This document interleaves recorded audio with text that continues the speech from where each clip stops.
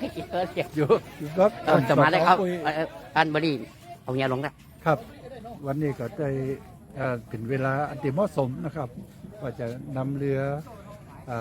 เขพพรหมมินทร์เดินลงไปอัญเชิญ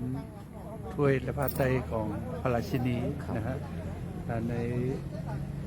ซึ่งวันนี้ก็ทางชุมชนแล้วก็ได้รับความร่วมมือจากทางเทศบาลเมืองน่านด้วยที่เพิ่นจะมานำเรือลงในวันนี้เพราะว่า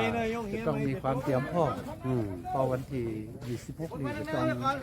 อัญเชิญถ้วยแล้วนะครับก็เลยว่าเตรียมความพร้อมไปก่อนที่สุด อันนี้เห็นว่าจะอยู่2 งานเนี่ยพดลอยกระทงพดลอยกระทงเรือเทพพรหมมินทร์จะอยู่ถึงวันลอยกระทงตัวเพื่อเอาไปประดับไฟไว้ที่กลางแม่น้ำน่านซึ่งได้ทำมา2 ปีแล้วนะฮะคือนักท่องเที่ยวได้มาเยี่ยมชมครับความสวยงามของแม่น้ำน่านแล้วก็เรือลำนี้ตัวผมจะได้ไปประดับไฟอย่างสวยนะครับอันนี้ก็เป็นของประเพณีพี่น้องนะฮะเป็นกำลังใจคือกับงานประเพณีแข่งเรือใน